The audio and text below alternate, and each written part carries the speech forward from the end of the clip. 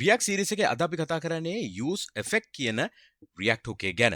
මම එනම් කෙලින්ම variable එකක් මෙතන හදන්නම් let my number කියලා 10යි. හරිද? ඊට පස්සේ මම මෙතන මේම if statement එකක් දානවා. if එකේ කරන්නේ my number එක 5 නම් equal to 5 කියන්න ඕනේ. එහෙම නැත්නම් not equal to 5 කියලා දෙන්න ඕනේ. මම මේක save කරනවා. save කරපු ගාම ඔයාලට කෙලින්ම මේක run වෙනවා පේනවා. හරිනේ? 5යි කියලා ආවා. මම දැන් මේක උඩ click කරොත් 5 එනවා. දැන් මම එහෙම ඉවෙන්ට් එකක් මෙතන ෆන්ක්ෂන් එකක්වත් කෝල් කරලවල් තියනවද? මේක ඇත්තටම කරලා තියෙන්නේ මොකද්ද? මම use state පාඩමේ මම මේක හදන හැටි කියලා දීලා තිනවා. ඒක description එකේ තියෙනවා කොහොමද මේ use state වලින් මම මේ counter variable ටික හැදුවේ කියලා මේ count කරන එක හැදුවේ කියලා. දැන් බැලුවොත් මේක මම click කරන වාරයක් පාසා මෙන්න මේ ෆන්ක්ෂන් එක run වෙනවා. නමුත් මට ඒක run වෙන්න ඕනේ එකපාරයි. එතකොට ඒ වගේ දෙයක් කරන්නේ කොහොමද? එක පාරක් විතරක් රන් කරව ගන්න මම මේක හදන්නේ කොහොමද? ඔන්න ඕක තමයි අද අපි use effect පාඩමේ කතා කරන්න යන්නේ. එහෙනම් ඉතින් තේ එකක් බිස්කට් එකක් අරගෙන කෙලින් මෙන්න අපි යමු ඉන්ට්‍රෝ එකට.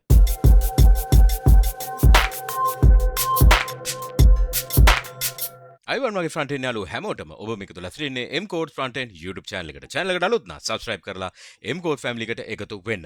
අද වීඩියෝ එකේ අපි කතා කරන්න යන්නේ use effect React hook එක ගැන. එහෙනම් මොකක්ද මුලින්ම use effect කියන්නේ? use effect කියන්නේ අපේ React app එකේ state එක වෙනස් වෙනවා නම් දැන් අපි කියමු මෙන්න මේ state එක. අපි දැන් use state කියන එකක් කතා කරානේ. ඒකෙදි අපි මේ variables මේ විදිහට හදලා ඒක set කරනවා. ඕකනේ කරේ. ආයිත් use state පාඩම මම description එක දාලා තිනවා. මෙන්න මේක මම කොහොමද කරේ කියන එක හොඳට explain කරලා. ඒක description box එකේ මම දාලා තිනවා React playlist එකේ. හරි. එතකොට මේ state එක වෙනස් වුණාම අපිට යම් කිසි දෙයක් කරන්න ඕන නම් අපිට මොනවා හරි function එකක් event එකක් මොකක් හරි කරන්න ඕන නම් ඒකට තමයි අපි use effect පාවිච්චි කරන්නේ. එහෙනම් කෙලින්ම demo එකට යමු. ඔයගලට හොඳට තේරුම් යයි එතකොට. හරි. මුලින්ම කොහොමද use effect එකක් අපි ලියන්නේ? අපි මේකට ලියන්නේ use effect කියලා ලිව්වහම මේ උඩ එනවා මෙන්න ඉන්ටෙලිජන්ස් එකේ පළවෙනි එක. ඒක ක්ලික් කරන්න. ක්ලික් කරපු ගමන්ම මෙන්න මේ ලයින් එක ඇඩ් වෙනවා. import use effect from React කියලා. දැන් අපිට පුළුවන් මෙන්න මේ එන එක මෙන්න මෙතන කමා දාලත් කරන්න. එතකොට අපහු තව ලයින් එකක් මේකට ඕනේ නැහැ. ඒතකොට මේ දෙකම සමානයි. මොකද මේ දෙන්නම React එකෙන් ගන්න කියන එක තමයි මෙතන මේ කියන්නේ. හරි. දැන් මම use effect කියන එක මෙහෙම ලිව්වනේ. මෙන්න මෙතන දාලා වරහනක් දානවා. ඊට පස්සේ ඒක ඇතුළට මම දානවා arrow function එක. arrow function එකක් මේ ආකාරයට මම දානවා. සංගල වරණ දාලා මේකේ මැද්දේ තමයි මම මොනවා හරි console එකක් මොන හරි function එකක් හරි event එකක් හරි ලියවෙන්නේ. මම මෙතන දාන්නම් console log එකක්. මේකට මම දාන්නම් hi කියලා message එකක් එන්න කියලා. හරි. දැන් මම මේක refresh කරනවා. මම මේක refresh කරපු ගාම ඕගොල්ලන්ට පේනවා hi කියලා දෙකක් පෙන්නනවා. දැක්කද? ආපහු refresh කරාම දෙකක් පෙන්නනවා. ඇයි එහෙම දෙකක් පෙන්නුවේ? බය වෙන්න එපා. දෙකක් ආවේ මෙන්න මෙතන තියෙනවා main JSX එක. main JSX එකේ මෙතන තියෙනවා strict mode කියලා. මේක ඩබල් වදින්න හේතුව ඒකයි. මේක මම කමෙන්ට් කරොත් හරිද? කමෙන්ට් කරොත් මේ ප්‍රශ්නේ එන්නේ නැහැ. මේක ප්‍රශ්නයක්වත් නෙමෙයි. මොකද මේක development environment එකේ විතරයි මේ strict mode එකේ කතාව තියෙන්නේ. මේක අපිට stress testing කරන්න තමයි මේක තියෙන්නේ. හරිද? ඒ ගැන වැඩි worry වෙන්න එපා. මේක build එකක් හැදුවෙන් පස්සේ මේක double run වෙන්නේ නැහැ. දැනට මම මේක කමෙන්ට් කරනවා. එතකොට මම මේක refresh කරන්නම් මේ ආකාරයට ගිහිල්ලා refresh කරොත් දැන් ඕගලන්ට බලා ගන්න පුළුවන් මම මෙතන දාපු hi එක පෙන්නනවා. හරිද? මම මෙතන කමෙන්ට් කරලා තියෙන නිසා දෙපාරක් hi වැදෙන්නේ නැහැ. ඒ main.jsx එක මම මෙතන මේක close කරන්නම්. හරි. ඊට පස්සේ console.log එක මම මේ hi කියපු එක දැන් මෙහෙම පෙන්නනවනේ. හරි. දැන් ඊළඟට මම මේක ක්ලික් කරනවා. මේ බටන් ක්ලික් කරන වාරයක් පාසා මට මේ hi එක පෙන්නනවා. ඇයි ඒ use effect එක මොකක්ද කියලා මම මුලින්ම කිව්වනේ. මොකක්ද? state එක වෙනස් වෙද්දී මේක run වෙන්න state එක වෙනස් වෙද්දී. අන්න ඒකට තමයි වෙන්නේ. ඉතින් හරි. ඒකේ description එකට අනුව මේක වෙනස් වෙනවා. ඒක ඇත්ත. නමුත් මේක හැමතිස්සෙම මට අප්ඩේට් වෙන්න ඕනේ නැහැයි කියලා හිතන්නකෝ.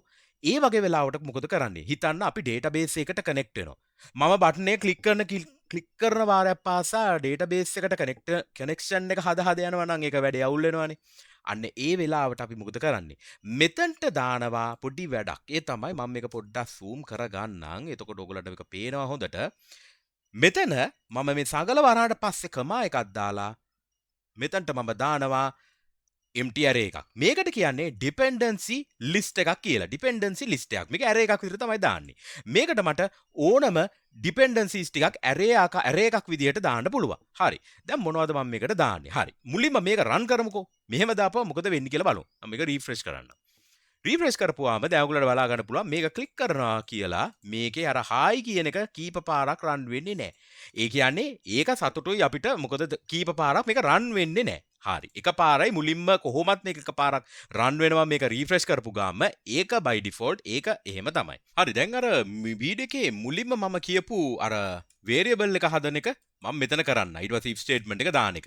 ඒකේ අපිට උනේ ඒක හැමතිස්සෙම ක්ලික් හැම ඉවෙන්ට් එකේම මේක රන් වුණානේ. මම මේක කමෙන්ට් කරලා අර if statement එක මෙන්න මෙතනින් දාන්න. හරිද?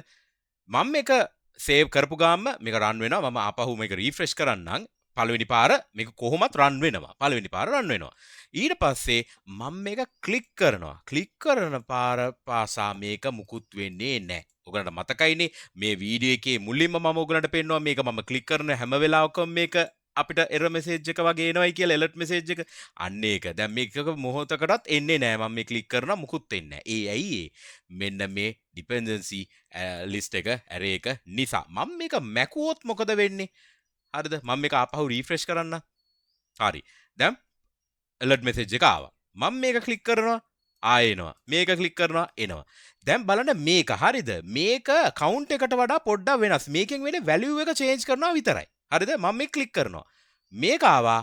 හැබැයි ආපහු ක්ලික් කරාම ඒක එන්නේ නැහැ. ඇයි මේ state එක එකම එක පාරයි වෙනස් වෙන්නේ. ඒ නිසායි ඒක ආපහු රන් වෙන්නේ නැත්තේ. මම කිව්වනේ useEffect කියන්නේ state එක වෙනස් වෙන්න විතරයි ඒක රන් වෙන්නේ. දැන් මේ component එක change වෙන්නේ නැහැ. මේක ක්ලික් කරා කියලා. හැබැයි මේක වෙනස් වෙනවා.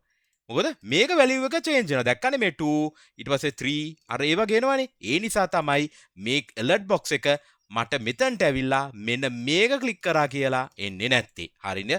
එහෙනම් මම මේක මකන්නම්. මේකට මම dependency array එක අපහු දාන්නම්. මේකෙත් මම ඔයගලන්ට පෙන්නන්නම් ඕනනම් අර කතාවම මෙන්න මේක initially run වෙනවා. මම මේ ක්ලික් කරාම මුකුත් වෙන්නේ නැහැ. ඊට පස්සේ මම මේ ක්ලික් කරාම 3 වුණා. දැන් ඒක හරි. right. දැන් එහෙනම් මම මේ ටික මකලා console log එක අන්කමෙන්ට් කරලා මේකත් මකන්න. දැන් මම පෙන්නන්න මේ empty එකක් විදිහට මෙතන තියෙන්නේ කොහොමද මේකට අපි dependencies add කරන්න කියලා. හරි. මුලින්ම දැන් ඕගොල්ලෝ දන්නව නේද මෙන්න මේකේ තියෙන functionality එක. මම මේක එකපාරක් ක්ලික් කරපු ගාම මේ 5 කියන එක 3 වෙනවනේ. මට මේ hi කියන message එකේ එන්න ඕනේ ආපහු මේක ක්ලික් කරොත් විතරයි. හැබැයි මේ වලට එන්න එපා. ඒකනේ තමයි මට දැන් වෙන්න ඕනේ. ඒක කොහොමද කරන්නේ? මේකට සම්බන්ධ වෙන use state එක තමයි මෙන්න මේක.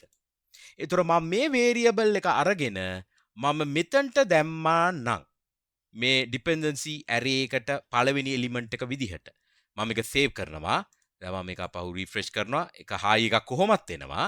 මම මේක උඩ click කරපු ගාම අර high එකක් add වුණා. දැක්කනේ?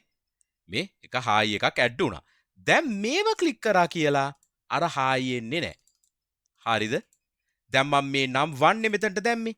දැන් හිතන්න මේ counter variable එකට එන variable එක මේක. මම මේක copy කරලා මේ නම් 1 වෙනුවට දානවා. මම මේක ආපහු refresh කරන්න. හරිද? දැන් මේක පහන්නේ තියෙන්නේ මෙතනනේ. මම මේක click කරාට හායි එක add උන්නේ නැහැ. හැබැයි මේක click කරපුවාම ඔන්න දැක්කද හායි කියන එක increment වෙවි යනවා. ඒ කියන්නේ මොකද? මේක නිසා තමයි ඒක වෙනස් වෙන්නේ. හරි. දැන් මම මෙතනට දෙන්නවම දැම්මොත් නම් 1 ඔන්න ඔය දෙන්නම දානවා. එතකොට මොකද වෙන්නේ? මෙයයි ඔක්කොම මතම මේක ඩිපෙන්ඩ් වුණා. හැබැයි මම මෙයා ක්ලික් කරා කියලා වෙන්නේ නැහැ. ඇයි මේ ස්ටේට් එකපාරයි වෙනස් වෙන්නේ.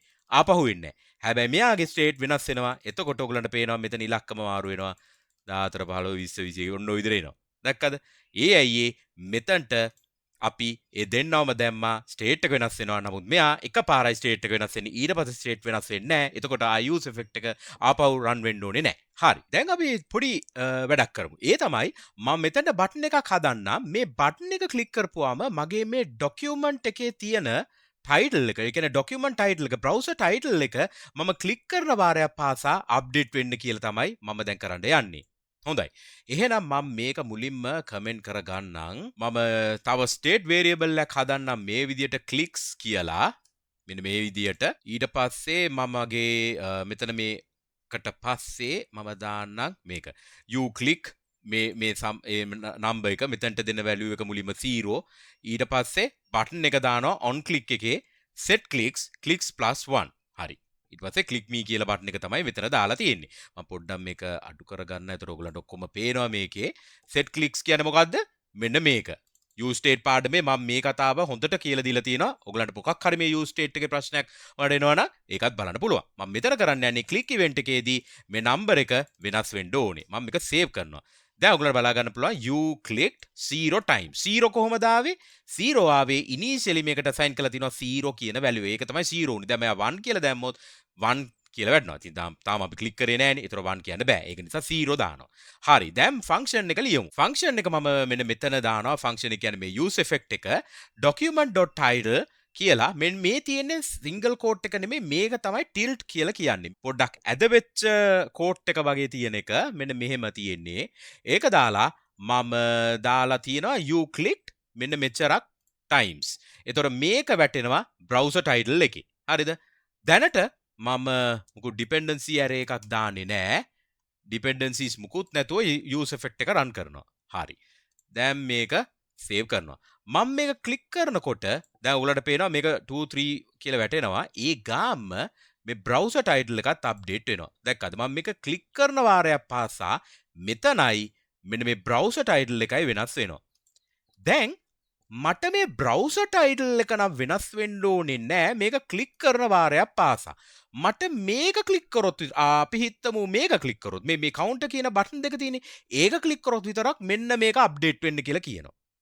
තේරුණාද මට වෙන්න ඕනදී? මේ දැන් ක්ලික් කරන වාරයක් පාසා මේ දෙකම අප්ඩේට් වෙනවානේ. නෑ මට ඒක වෙන්න ඕනේ නෑ. මට හැබැයි මේ බටන් එක ක්ලික් කරොත් මේ 12 කියන එක මෙතනට එන්න ඕනේ කියලා තමයි මට වෙන්න ඕනේ කියලා. හරිද?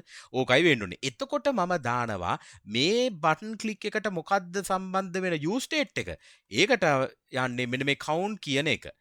දැනට මම මේකට දානවා කමා එකක් දාලා count කියලා. මම මේක save කරනවා. දැන් බලන්න මම මේක ක්ලික් කරනවා 13 14 15 ඕක යනවා.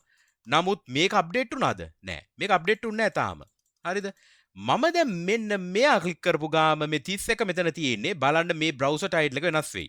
මේ ක්ලික් කරනවා 31 වුණා.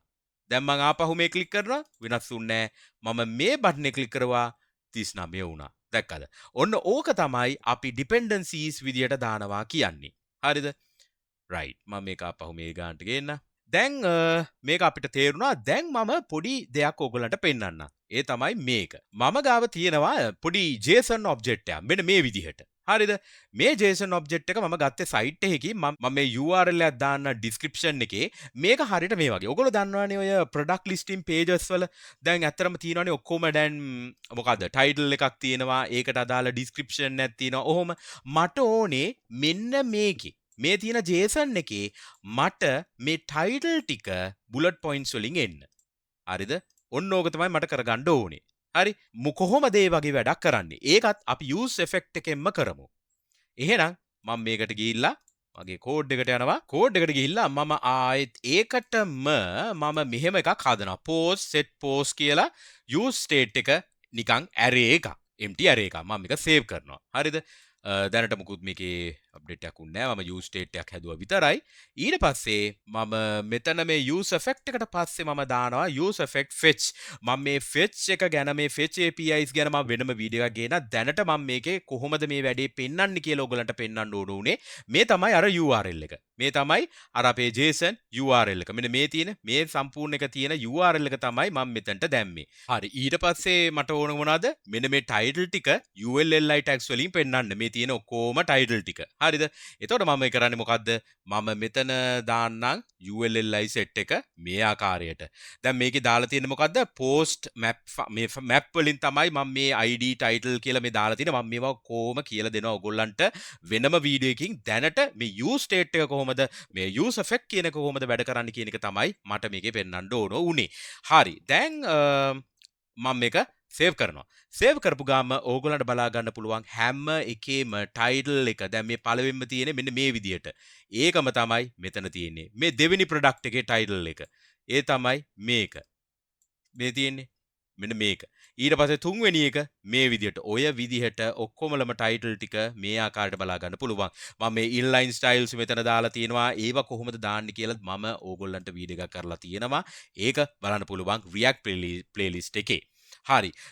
එතකොට ටයිටල් ටික ඩිස්ප්ලේ වුණේ මෙන්න මේ විදිහට. මේ තමයි ටයිටල්. දැන් මේකේ මම ටයිටල් නැතුව බොඩි කියලා දැම්මා නම් මෙතන මේකේ බොඩි කියලා ලිව්වා නම් මම මේක සේව් කරපු ගාම ඔයගලන්ට බලන්න පුළුවන් බොඩි ටික මේ ආකාරයට තියෙනවා. හරි.